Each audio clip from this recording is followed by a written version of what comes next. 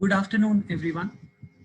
I, Sachin Rajgopalan, welcome you all on behalf of Department of Microbiology, SP Mandali's Ramnarayan Ria Autonomous College, on day 2 of the segment 2 of the webinar. Now I request Shweta Tiwari, Assistant Professor from Department of Microbiology, to introduce the speaker of the day. Thank you. We are privileged to have amongst us a teacher and a researcher of a prominence like Dr. Sashi Kumar Menon. He is the director of Institute for Advanced Research in Interdisciplinary Sciences, SCIEN. He is also an associate professor at the Pharma Analytical Sciences Department of DDU Kaushal Kendra of our college. He is also the trustee of Hope Nature Trust. He has a teaching experience of almost 37 years and is actively involved in research too. He is the member of Research Advisory Committee of renowned universities like University of Mumbai, NMIMS University, and D.Y. Patil University. Sir has guided 23 PhD students in fields of zoology and bioanalytical sciences. Trust areas of his research include behavioral ecology, biodiversity conservation, drug toxicology, and drug action. Sir has been the investigator and study director for many projects in these areas. His projects have been funded by DBT, DST, and Ayush, Ministry of Health, Government of India. Sir has been enthusiastically associated with various wildlife and conservation committees and projects. It isn't surprising that Sir has over 90 national and international publications to his credit. It gives me immense pleasure to mention that he also holds 2 patents. Now, I request Sir to enlighten our minds with knowledge. Over to you, sir. Yeah, thank you, Sweta, and good afternoon to all of you. Sachin, I am unable to start. Yeah.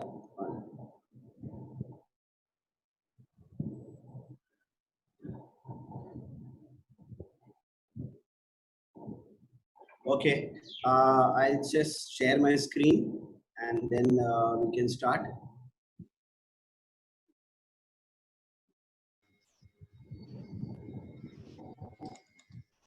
Sir, are you able to share your screen now? 1 minute. Yeah, I'm not able to share.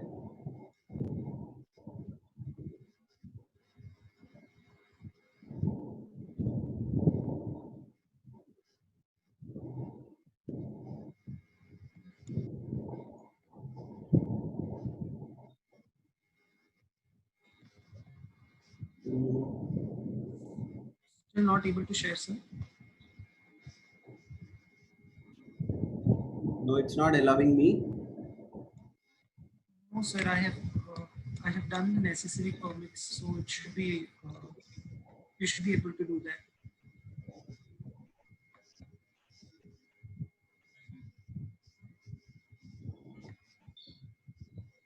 So try now.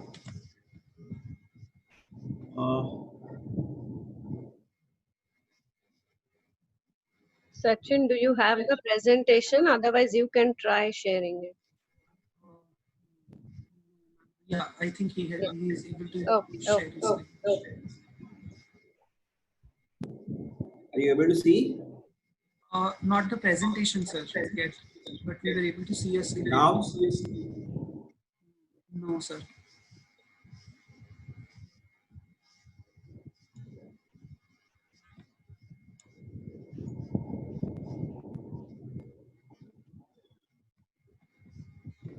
Yeah, I think now it will come. Does it come? Yes. Yes, sir. Yes, sir. Yes, sir. Yes, sir. Okay, there was a small technical issue. Okay, good afternoon all. I'll be talking to you on animal cognition and intelligence. Actually, this is a very interesting incident that most of us must have experienced of seeing our house crow, taking a bit of chapati and putting it in the water, waiting it to soften and then eat it.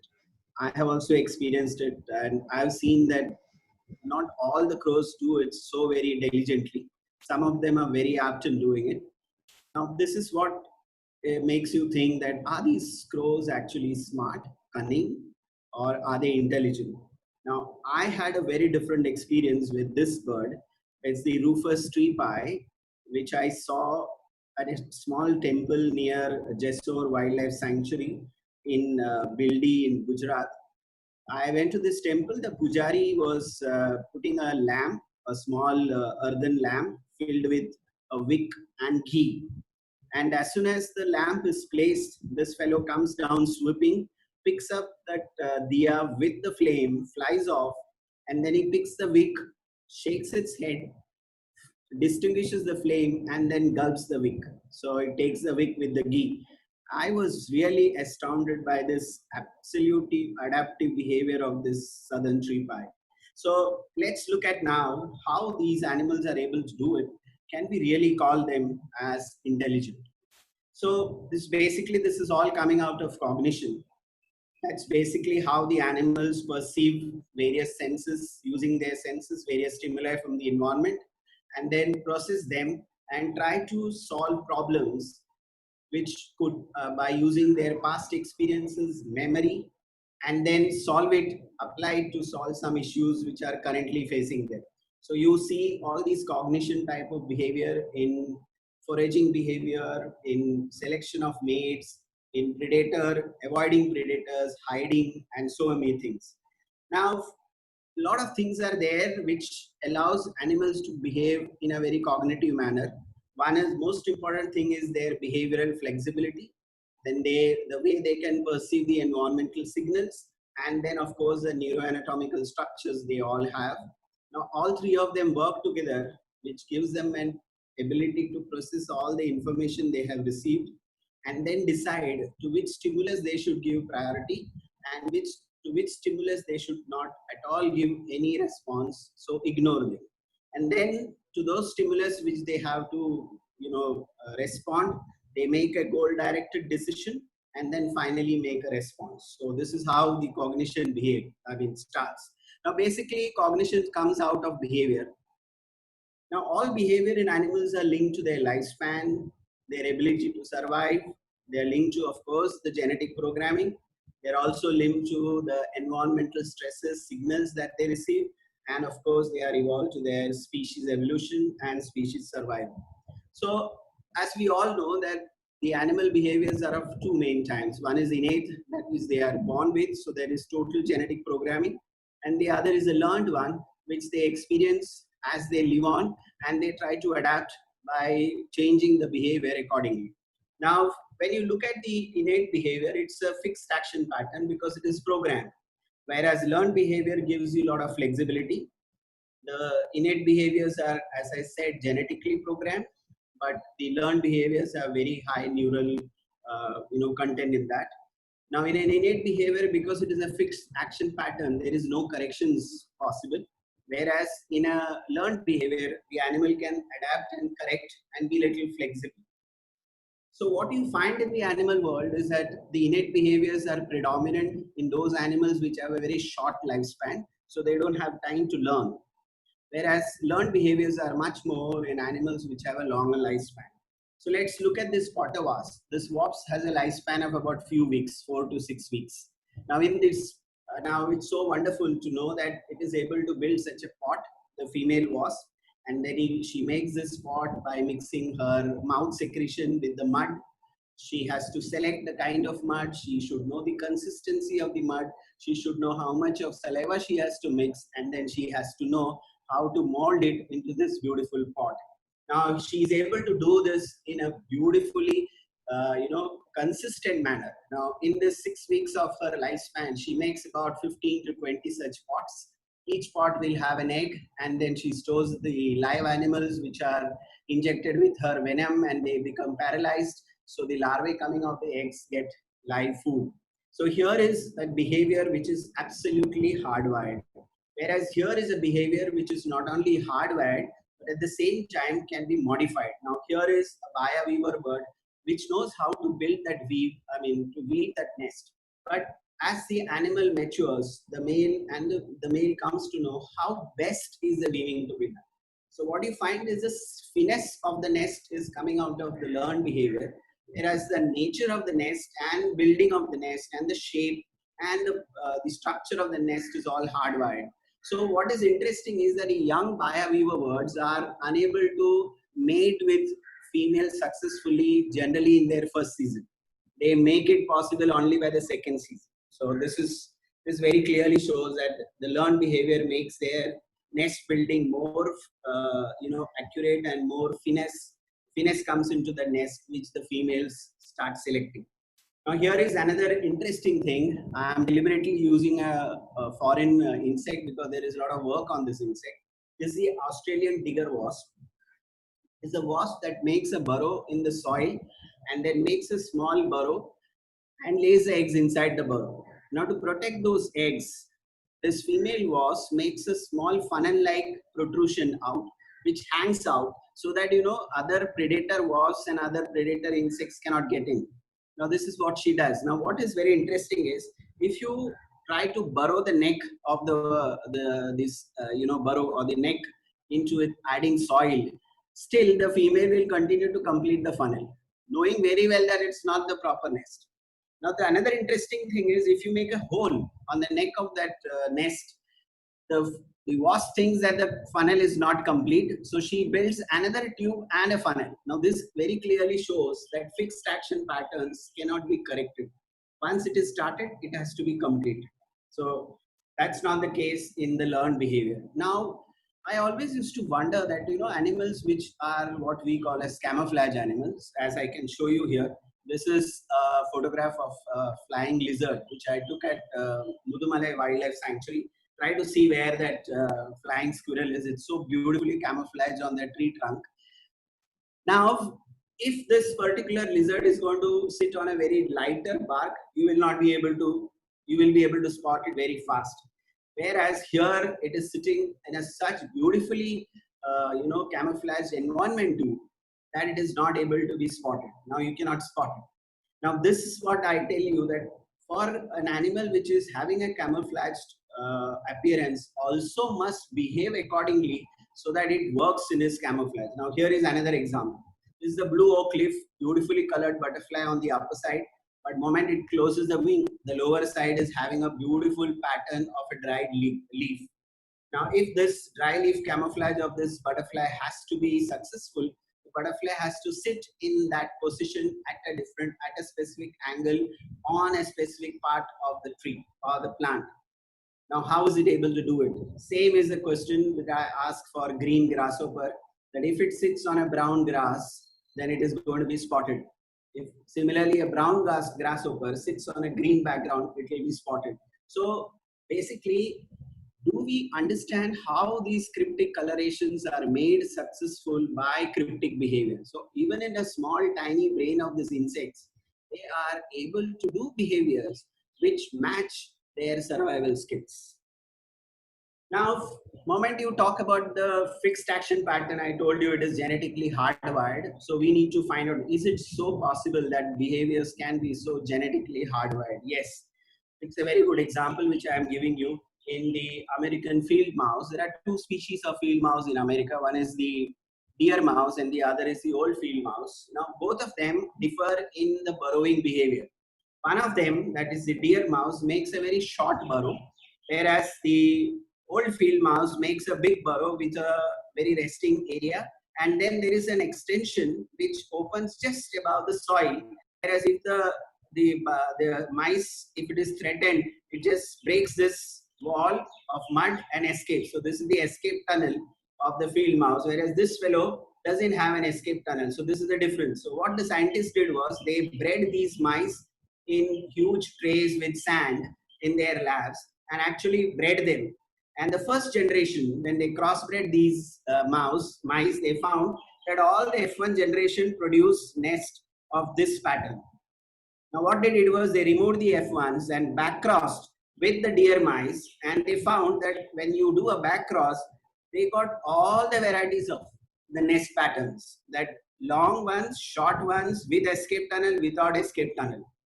Now this was a question that the scientists wanted to check. So what they did was they actually genetically checked the sequences of their DNA of almost 200 and more than about 250 individuals, all about 274 individuals they checked, and they found out that the tunnel length is actually controlled by 3 gene areas, and whereas the escape tunnel, there is only 1 gene involved.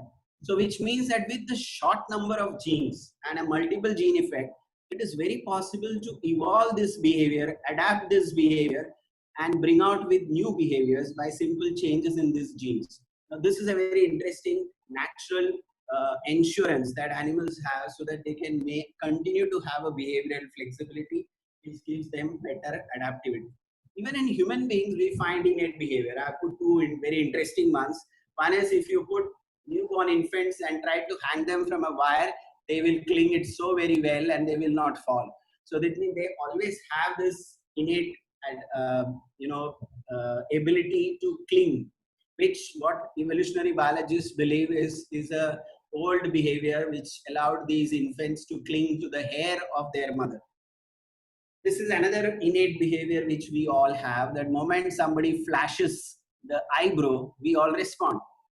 We never responded with threat or frightening or whatever. We respond very coolly. That is, even a small infant does that.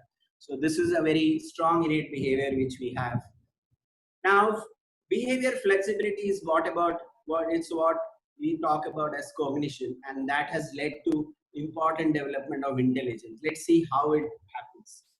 How behavior flexibility brings in this adaptation and survival. Let's look at that. This is an opportunistic adaptive behavior we see. You drive down into most of the sanctuary areas, even to Khandala, Mahabaleshwar area, you will find a lot of these macaques standing on the road, lots of troops of them, and they come to you, start begging for food, make beautiful faces, and then you are forced to give them food.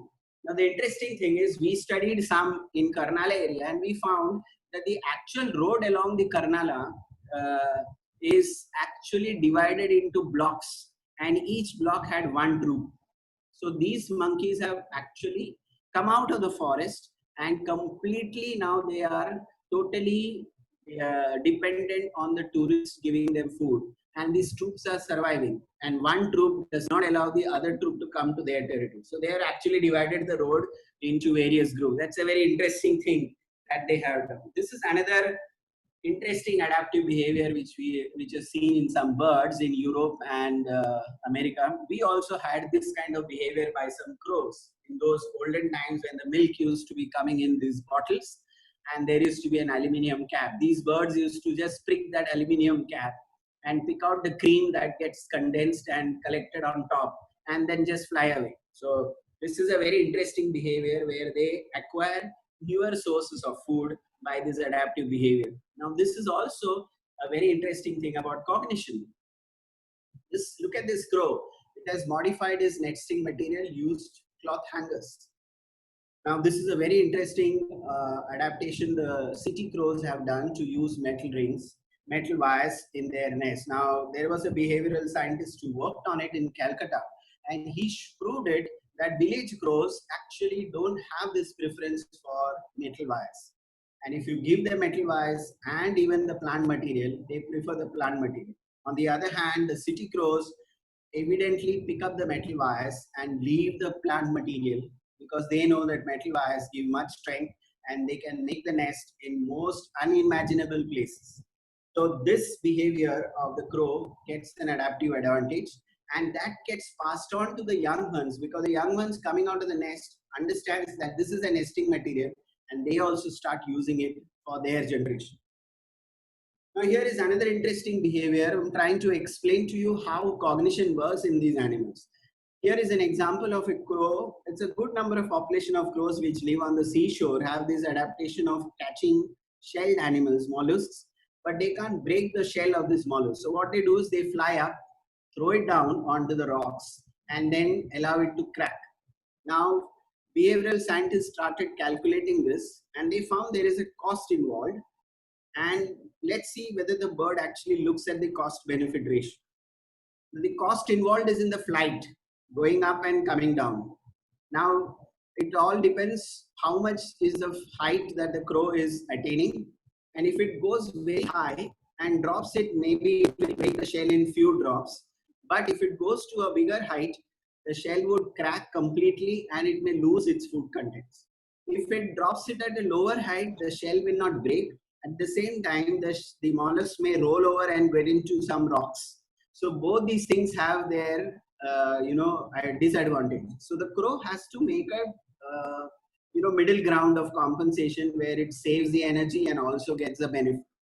So by mathematical calculation, it becomes the average level. So obviously, somewhere around 5 meters would be the height that the crows were supposed to fly and make about 30 total flights. And they found that in nature also, hello?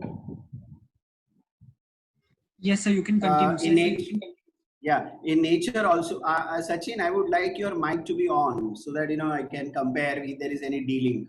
Okay, thanks. Yes, sir. Yes. So in nature also, they actually found that they do go it very much close to the average mathematical model, which means that by trial and error, these crows are able to reach that mathematical average. Now let's look at this behavior in more detail. Now, they actually do the cost benefit analysis that we know now. But what is additionally important is, the crow can drop the shell when it is at the highest point, or it can drop the shell where it crosses the highest point and comes down. Now, coming down and dropping has a benefit because then it knows it can actually see where the shell is going to fall. And if it rolls down somewhere, it can still search for it. That's not possible if it is doing it from the topmost point, because then it is blinded to where the shell is falling. And what you find is that the young crows, when they are first attempting this, they actually drop it from the highest point and they many times lose the shell. But then they learn that no, dropping it as they come down has a much better benefit, and they start doing how the adult crows do. So 85% of the drops are actually done in the right manner. So this is again a very good example of how cognition gives them an adaptive behavior. We also know that many of our pet animals we train by giving them conditioned signals like positive conditioning, negative conditioning. Positive conditioning we do by giving them rewards, which we see in marine aquariums, and also our pet dogs and cat. We do a lot of positive conditioning by giving rewards. But even by punishments, we do that. And even in nature, punishments also teach these animals to avoid certain animals as prey. For example, this blue jay has actually learned that if it catches a monarch butterfly, it is going to vomit.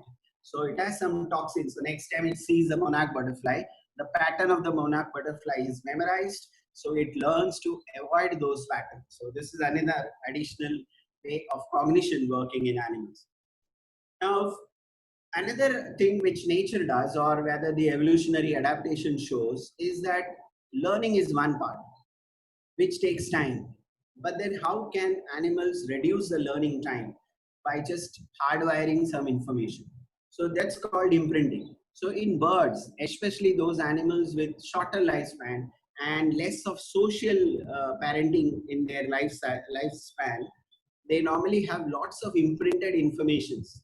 Now, for example, a bird, when it comes out of the nest, comes out of the egg in the nest, it first imprints its parents. Any moving object it sees is identified as a parent. Now, obviously, in the nest, it is going to be its own parents, so they will not be imprinting anything else. Similarly, it will imprint the food because they understand what the parents are giving them. They will understand the calls, alarm calls that the parents are making. They will also understand the nesting material. They also understand the nest area. So all these things get imprinted in the first few days after they are come out of the egg. Now, imprinting therefore allows a lot of reduction in learning. Now, if imprinting happens properly, there are no questions. Normally in nature, errors don't happen. 90% of the time, it's all happens normally. So the animals have no issue. Even in human beings, human infants do a lot of imprinting in the first year of its life. Imprinting about the mother, parents, sounds, vocalization, and lots of them. And so in many animals, imprinting gives them the initial survival skills, which they don't have to learn. But there is a chance that imprintings can go wrong. And here is a good example. So, but this happens only very rarely. So the animals don't really have to look out for these errors. So imprinting still becomes an important part of their adaptive behavior. Now, then the question may be in some of your mind that what about cuckoos and quails, for example, where the chicks are in foster parents' nest. In that case, imprinting must be happening, and why do they don't understand the foster mother as their real parents? That's true, they don't. That's because in these birds there is an additional evolution that has occurred, and they have shifted the imprinting to a later date. So the imprinting in these chicks of quails and cuckoos, they happen after they have come out of the nest, after they have almost left the support of the foster parents. At that time, the parent quails and cuckoos, they fly around this chick, making a lot of noise, coming in close to it, and then the chick starts imprinting the call, the song, and also the shape and pattern of the individual species member. So this is again, that's how the next parrotism is adapted to imprinting at a later delayed imprint. So coming to cognition. So cognition is basically an ability of the animals to perceive, process the information what they have perceived, and then try to apply that information using memory and experience, and then adapt it to the current situation. So you find basically cognition helping. One of the major advantage of cognition is problem solving. So cognition helps us in problem solving. It will help in perceiving different environmental signal. It helps use of memory. It also helps in language communication, and then also in creativity. The later part are the higher levels of cognition that we see in human. That also we will try to see how we reach that level of cognition. Now, tool making is seen in primates, especially the non-human primates, gorillas and chimpanzees. Basically, they do a lot of tool making. Now, here is an example where the chimp is using a twig, which is used again for catching the termites. Now, the interesting thing is, if the dry twig is just inserted into the termite hill, termites generally don't come up so well. So some chimps have learned that chewing that and making it very wet and putting saliva into that end of the chewed end of the stick makes the termites click very well, and they get a huge number of them. So actually there are good, matured chimpanzees who do this very well. In fact, we have found, researchers have found that in some chimps, they actually carry around the best stick and use it in several termite nests, which is kind of a small time planning. Now we'll talk about planning a little later. The other tool using is about using stones to break nuts. Now it's a very interesting thing. Here this behavior is very complex because the chimp should know how much force it has to apply for cracking the nut, because if it applies too much force, the nut will not only crack, but even the inside nut would also get smashed. So it should apply as much force that is needed to break only the kernel. So that means there is some amount of planning that the chimp is about to do. How big should be the stone and how high that hand should be lifted to crack it. Now, this is true because young chimps, though they know how to break it because they see their parents doing it, they learn it by social interaction. But when they try it, they always go wrong. They either take a bigger stone or they hit it very gently. So something happens and slowly they start learning how to actually crack it by the correct force application. This is another social, learning wherein parental care. The young monkeys, young female monkeys, especially in the first time of their breeding, when they get their first offspring, they really don't know how to deal with it. Many of them don't. So this behavior of actually handling an infant is learned by these females by interacting with mothers, mature mothers and other. Now here is an example that I got in Rajasthan, where I found these two young females handling this young infant. But the mother was away. Actually, she is feeding. And she has very, confidently given that chick to, the young one to these two infants. and the infants in turn are actually learning how to handle it. This is how they learn.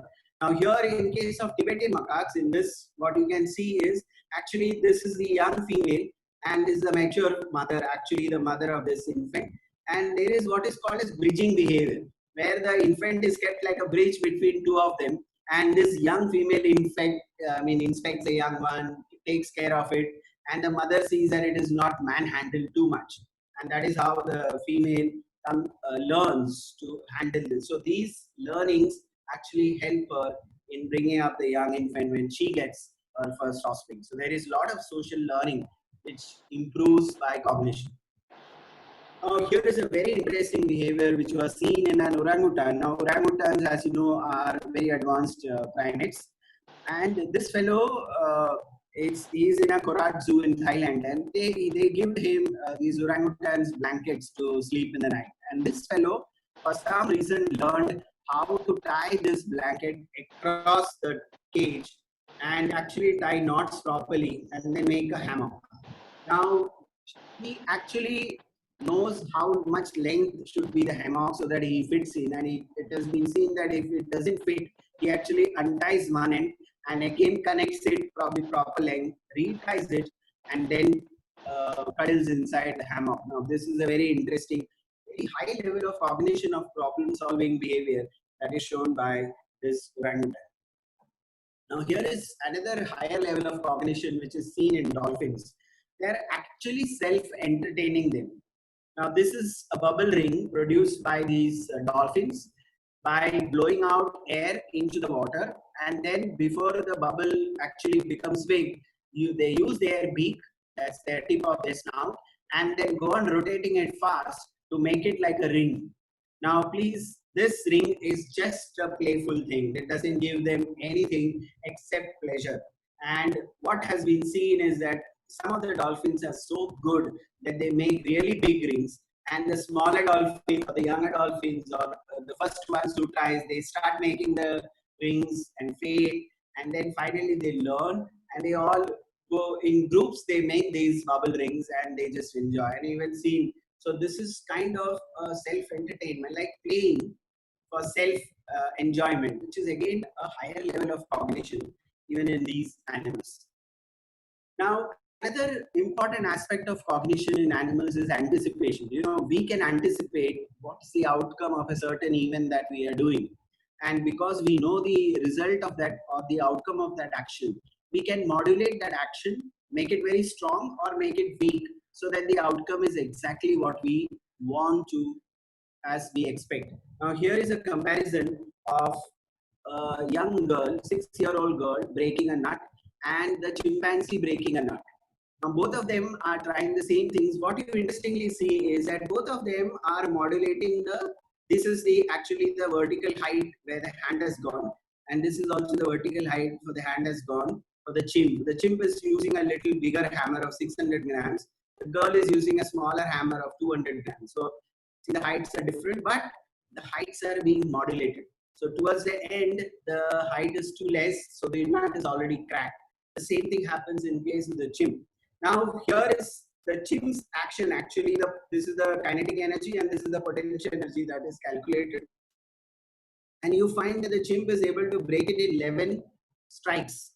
Now in this 11th strike, he actually modulates and see that towards the end, the nut is just cracked at the kernel and not the actual nut. So that means anticipating the outcome and making it happen like what you have anticipated by modulating the action is again an exhibition of cognition at a very high level. Now, one of the major aspects of our intelligence is our dexterity of hands. And in fact, it has been said that we have become intelligent because our hands are so dexterous. You know, our hands comparatively, if you look at evolutionary time scale, they're very primitive. But the dexterity of our hand is quite good. Now the dexterity is linked to some of our cerebral cortex development, which we'll come to see later in just in few slides. So there is a link between the intelligence and dexterity. So let's see cognition and then dexterity of hand, how it leads to intelligence. Now, before we just go explain to intelligence, let's see what we understand as intelligence. So there are a lot of traits that we apply to intelligence. One is that it is cleverness, it is foresight that you can give. There is forecast. We can forecast or guess the results. We can do multitasking, and then there is versatility. That means we can do a lot of things in combination, and at the same time change and adapt our actions to suit a certain environmental thing. So that is again versatile. So these are the traits of intelligence. Now, if you see the evolution of human, you find the evolution of human has gone ahead mainly in an increase of cranium and therefore the size of the brain. What has happened is that in this increase in size of brain, we had an increased size of cerebral cortex. So if you compare the cerebral cortex, if you remove from the brain of a mouse and flatten it, imagine that it is flattened into a sheet of paper. That's just a 2 centimeter thick area of neurons that I'm talking about. If you flatten them out, it would fit into a postage stamp. Whereas in case of a macaque, it would fix in a postcard. Whereas in a chimp, it will be about an A4 size page.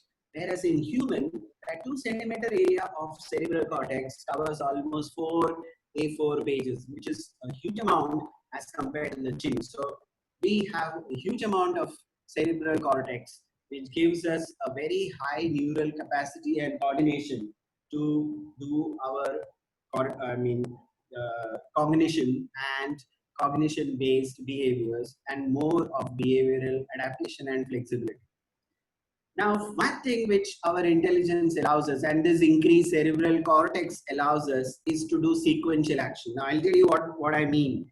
Look at this photograph. This is a series of photographs or actions a person is doing to just put the file in a locker or a drawer in the cabinet. Now you take the file, open the drawer, put the file inside, push the drawer down, push it inside and lock it and come back. Now if you look at all these sequences, there are a lot of coordination that is happening. And we many times do it so absolutely without any conscious and even without seeing it. But all these sequences are completed in a very nice manner. And we get the correct outcome every time we do it. We don't have to every time check, where am I putting my file? I do it so automatically. So sequential actions are that we can string together the actions in a sequence manner. Now, how does it help intelligence? Sequencing, basically, because we can sequence action, we can sequence ideas. And that's what we have in our behavior. We can string together a lot of things. We can string together actions, steps, and make dances. We can string together rules and make games. We can string together sounds and make words. Words can be stringed together into sentences, sentences into phrases, sentences into paragraphs and paragraphs into stories. In chimps, there are only 32 sounds. We also have 32 sounds, but the ability for us to string together those 32 sounds into various words and various phrases and sentences is what makes our communication and language so very distinct. Now, we have a left lateral area above the ear, which is supposed to be the area that we work for language. Now, that has somewhere developed 2.5 million years ago. Now, it's exactly the same time when the ice age was slowly coming out.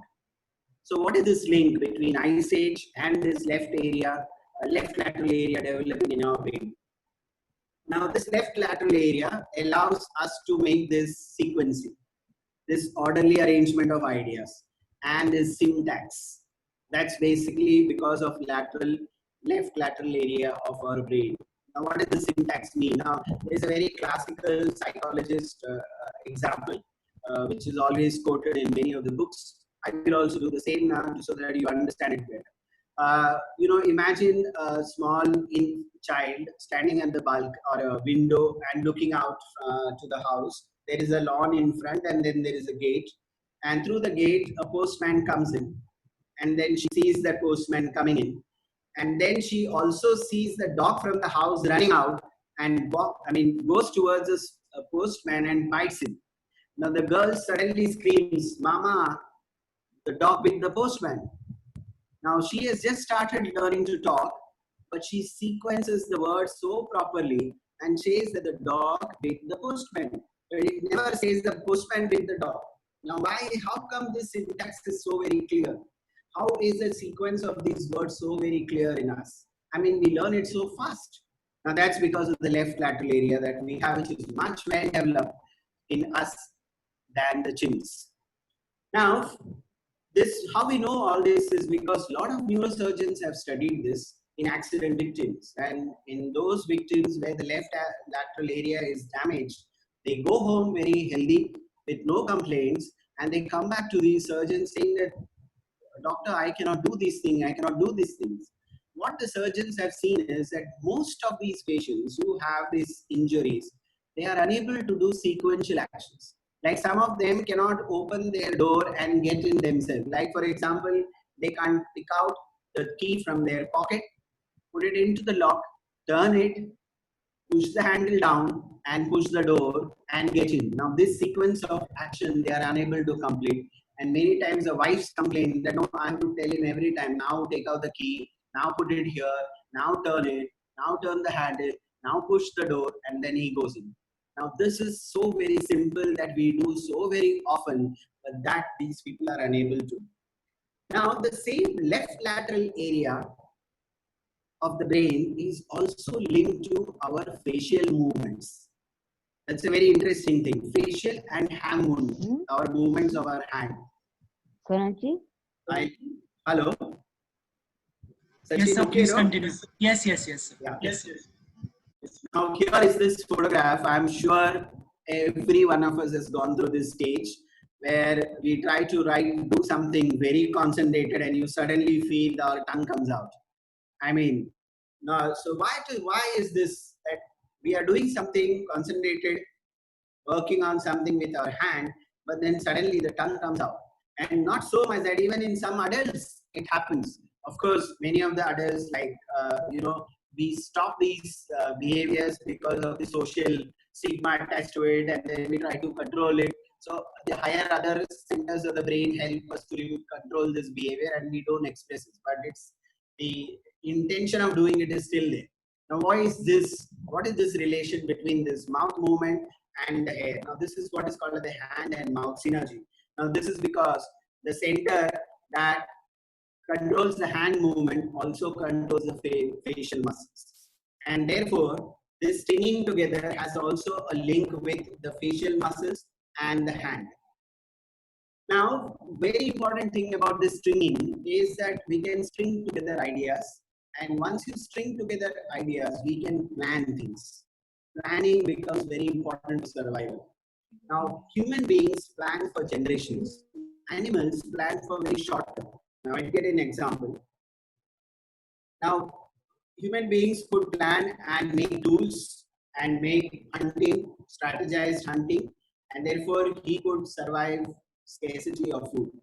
And so you find that planning has helped us survive in our primitive time when food was very scarce, especially at the end of the Ice Age. Now, apes, I said, are able to do short-term planning. Now, chimpanzees do a cooperative hunting of Colobus red monkeys. Now, these red monkeys are always seen on top of the trees. So the monkeys sit down and watch them, and then they surround these monkeys from different trees, and then slowly corner one of them, and then they attack and catch it and bring them down, and they all share the meat. Now, this is done as an additional supplementary protein for these chimpanzees. So they say rarely or sometimes frequently they hunt when there is scarcity of other vegetarian food. So here the strategy is very short term. I mean, they may follow the Colobus monkeys for hours and then finally do the hunt. But once the hunting is over, the entire planning is gone. There is nothing that they do like tomorrow they will hunt and plan it today. That kind of action is not seen. Neither we have found any chimp carrying good stones with it so that it can use it to break the nuts. So it doesn't store the stones like what we would do. we would, if we get a good tool, we would keep it with us so that we can use in future. So this kind of long-term planning is not seen in the chimps. So what happens is, because we could do this kind of planning, we could do sequential things. One very important action developed in us, that is called as the ballistic action. What is ballistic action? Ballistic actions are very rapid movements of our hand, like hammering a nail or throwing a spear. Now, why are they very important? The apes can't do it because they cannot do an overhead throw. They can do an underarm throw.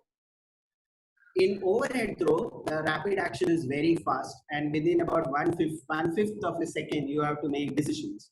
But if the throw is for a long distance, then the number of calculations becomes almost 64 times more than what is required for a short distance throw. Now, this means that the cortex has to be much more complex, which human beings can do. Now, just look at a fielder throwing a ball from the boundary which goes into the wicketkeeper's hand. Now, imagine the kind of calculation the fielder's brain has done, the eye has done, and the arm coordination has made. So, there is visual, motor, as well as neural coordination that finally allows that ball to reach the fielder's hand. Now, this ballistic action is not possible by any other animal other than human beings. Now, the scientists started looking at it in more detail. Now, there are some chimps who are kept in the zoo who throw their feces or poop at the visitors who come. And they found that some of the chimps do it very often. They are good throwers. Some of them aim very well and it hits people very perfectly. So what they did was they studied these chimps and identified those chimps who had this good throwing power and who did it more frequently. And they did an MRI brain scan of all these chimps and compared it. And when they compared, they found that the better chimp throwers had very good development of their left brain, and the connections between the Broca's areas to the facial muscle area was very much well developed. Now, this shows that language and dexterity of hand and ballistic action, throwing action and language are linked.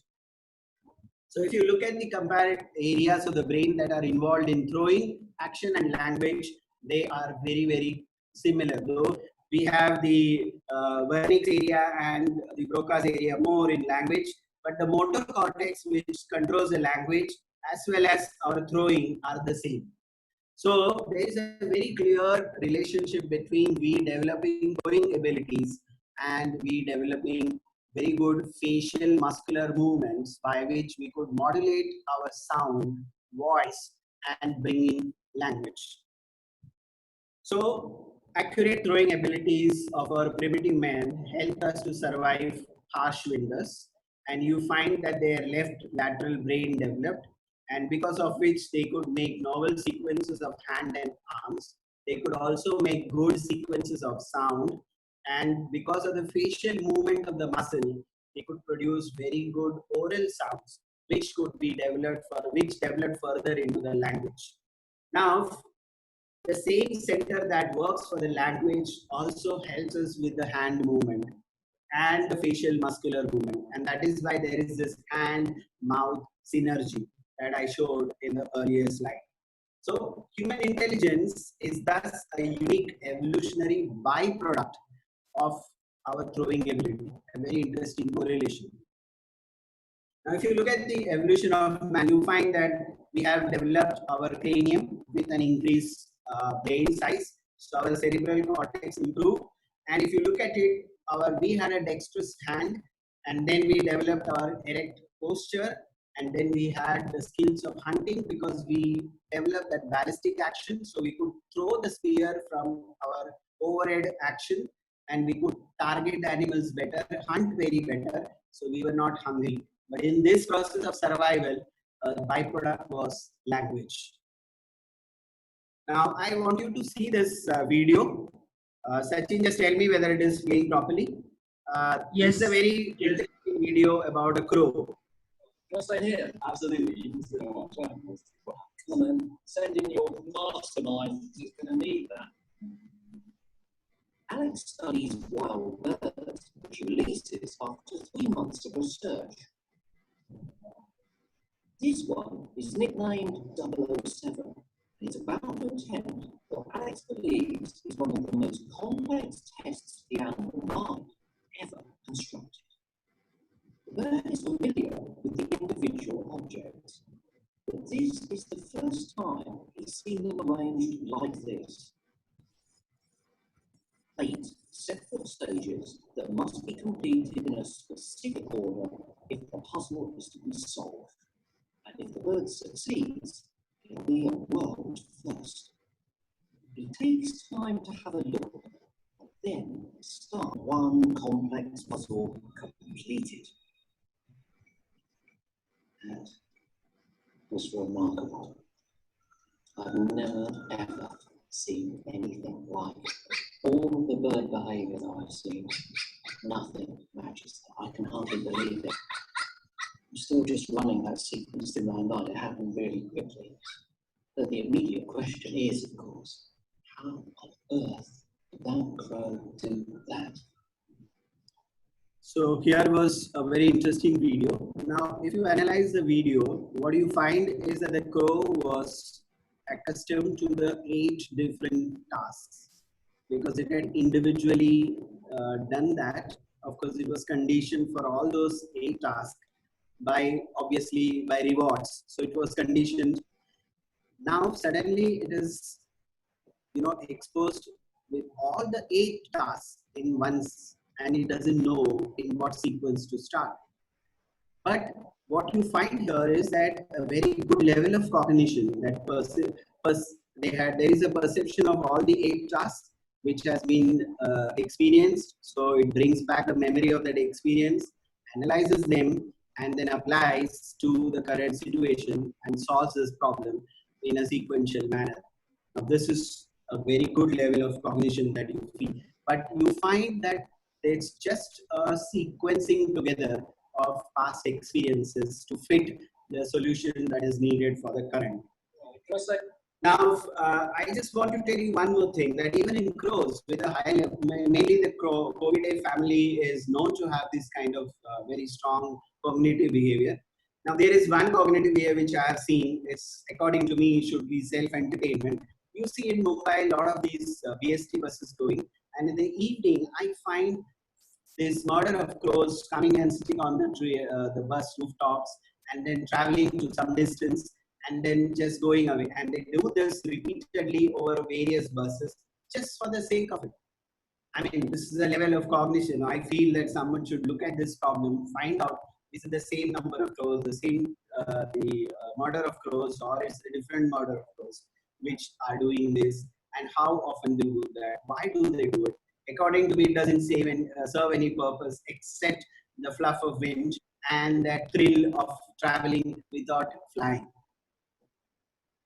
Now, to end my talk, I remember this very famous sentence by Stephen Jay Gould. He wrote in his book, The Flamingo Smile, "We have become, by the power of glorious evolutionary accident called intelligence, the steward of life's continuity on earth. We did not ask for this role, but we cannot achieve it. We may not be suited to it, but here we are." So that's a very important thing that we all must understand, because we all have, in our short span of appearance on this earth, especially in the last few generations, we really changed the earth and nature. So we need to be more intelligent planet citizens. Thank you. Thank you so much, sir, for that insightful talk. Now I would like to request Akifa Ansari from Department of Microbiology to moderate the question and answer session. Yes. Hello. Yeah. Thank you, sir, for your wonderful talk. I'll begin with the questions. Shruti asks, there are several... Akifa, Yes, ma'am. stop you for a second. Yeah, can you please ask sir to switch on his video? Yes. So Okay. could you... Yeah.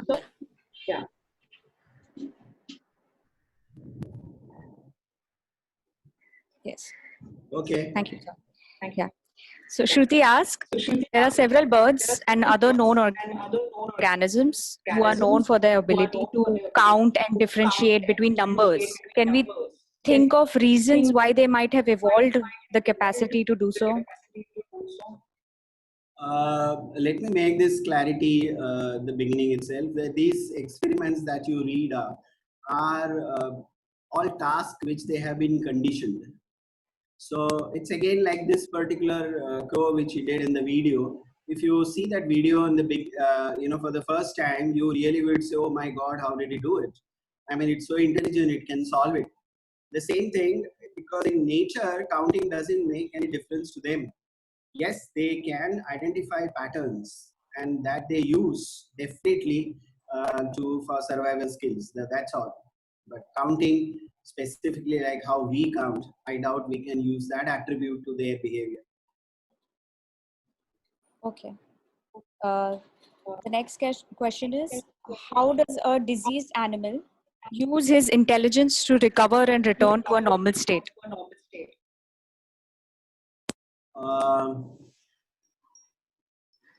It's difficult to actually say this in a very, one thing that we all should avoid when we look at the animal behaviors is to immediately attribute human adjectives to it. I mean, we say, oh, intelligent, so clever, oh, so kind, so pious, these kind of attributes, adverbs we cannot use to their actions. So when you say injured animal is trying to recover, yes, they finally they have this survival instinct, and they try to use their past experience, try to go to their social groups where they may get little support. Sometimes you find that the social groups are so very good and very strong, like in case of monkeys and some herbivores, that the injured ones are really looked after. I mean, they are fed also, so they may recoup, but then seriously injured ones, they lose their life to predators anyway. I don't think they make specific effort to treat them, except that there are few examples where animals have been known to use plants and known to use some specific parts of the environment like mud bath, wallowing in the clay, something like that, to remove ticks and mites on their skin. Except that, and like feeding the dogs and cats, taking a little bit of green leaves after they eat some food, which is even in tigers. So that kind of innate behavior is there. Okay, sir. Thank you. Sanchit is asking, dolphins call each other by whistling their names. How did they learn this? No, I didn't get you. Dolphins call each other by whistle names. They whistle their names. Whistle. Oh, that whistle is actually ultrasonic.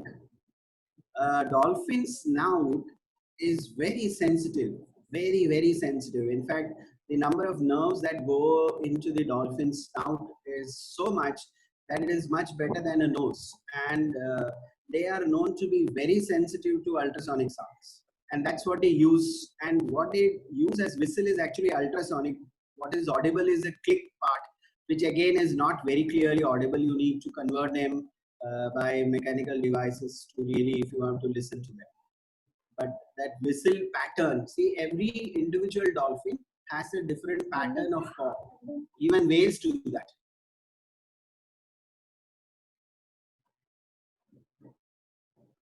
Yes. Next question is, can learned behavior get implemented in later generations? And how? Learned behavior will not get imprinted unless, as I told you, that in case the genes that express the behavior undergo a change or mutate, then only it gets transmitted. Otherwise, learned behaviors go to next generation only by social learning, by contact and by copying. Okay, sir. Thank you. Next question is, a parrot can speak a lot of words which we humans use. So how do they have this ability to speak? Birds, especially songbirds, parrots belong to those family. Parakeets, I think I have, hello?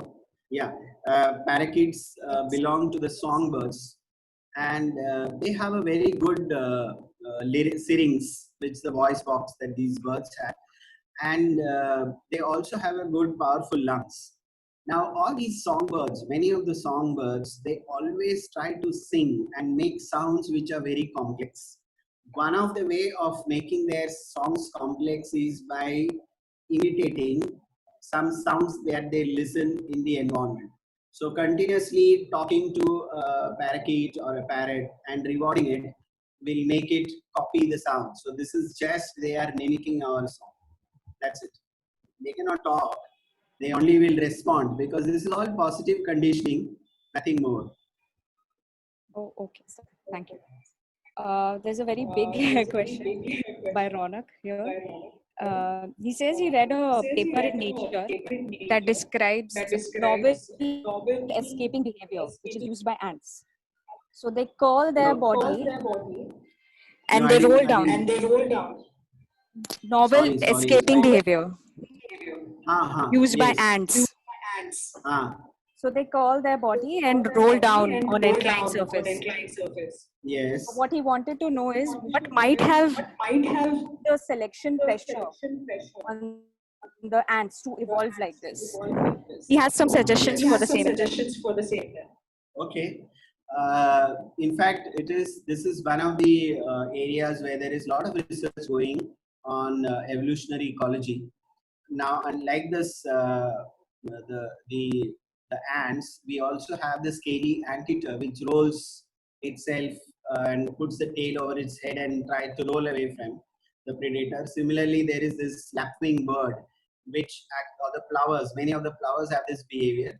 That moment there is a predator approaching their nest, they just start imitating as if one of their wing is broken, and they start moving away in certain direction.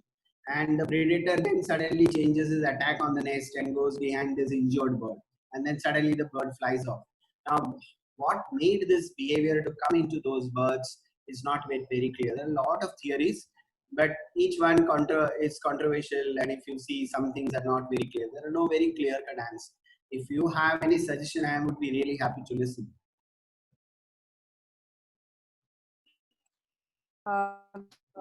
He's saying that in rolling behavior is just a byproduct of the curling behavior, which is shown by most insects as playing dead when disturbed by a predator. That's his Yes, that suggestion. could be a possibility. But then, what about this broken wing display, where the bird cannot just lie down there? It will be eaten, but it moves away in a very dramatic manner and making it. I mean, I have experiences while photographing a lapwing nest, and I saw the mother doing it, and it was really, I mean, very surprising that how the bird could do it so very well. So this is not very easy to explain. There are a lot of selection. First, we need to understand what selection pressures really worked on it and why that population developed, why plovers only and not all the other birds. Correct. Isha's question is based on a documentary Yeah. where squirrels living in cold areas in the summer nuts and in their territory. Yes. They try to guard it away from their enemies. So in winter season, when the land is covered with snow, so they are able to dig at the exact place where they stored it before. Can such land animals imprint the ability to measure distance? Okay. Many of the mammals, they have this ability to memorize patterns. They also memorize smell, which is very strong in them. So many of the time the pattern and smell is actually linked together, and they locate these areas. In squirrels, many times it has been also noted that many times they just can't find the food. So their planning is not so accurate. Yes, they do store, but many times that's retrieving is not as successful as it should be. Okay, okay, sir. Thank you. One question about camouflage. Able to differentiate between colors.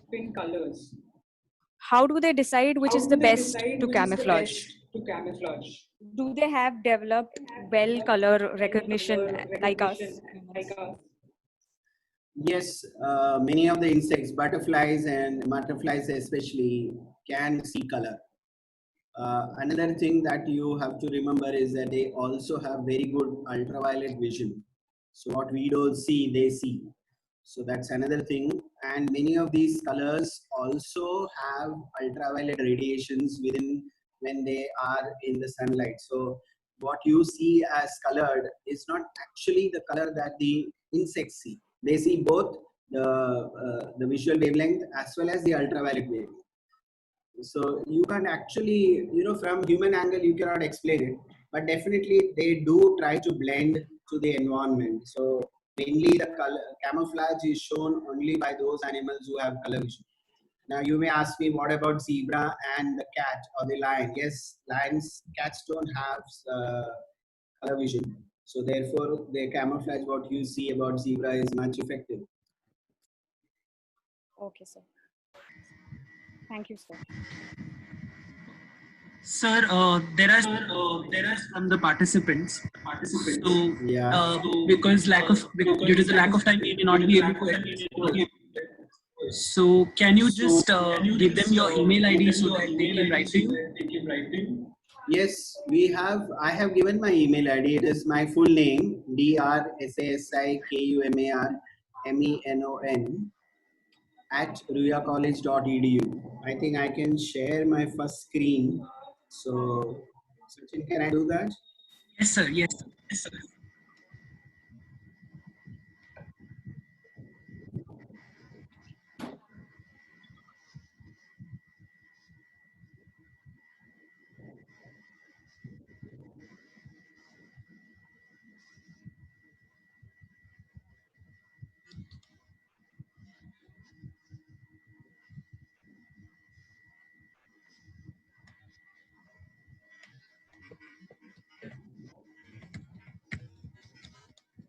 Can you see?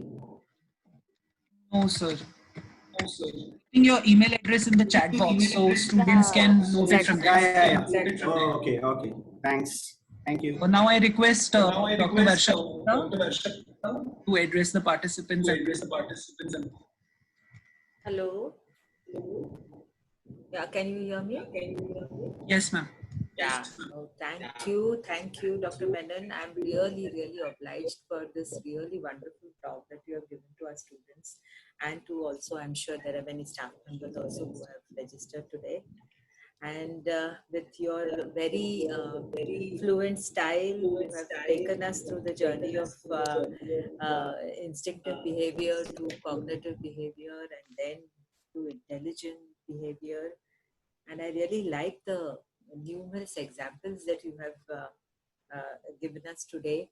And using all these examples, also the later ones where you have told us about stringing up together.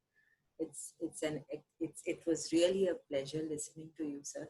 And I'm sure all the questions that have cropped up now in the minds of the students will help them to be more inquisitive, and also will help them to understand all these things much more.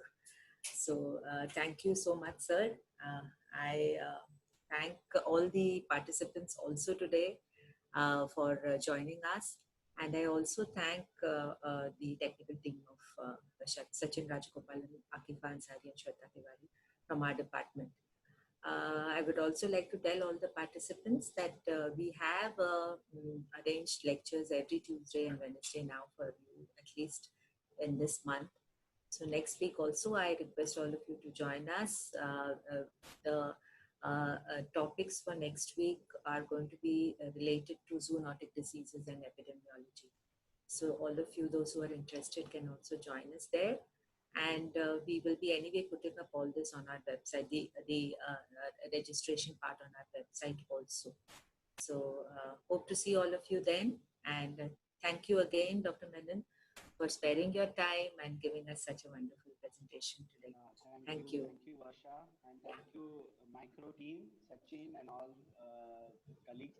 Really, it was wonderful. Thank you. Thank you. Thank Yeah. you.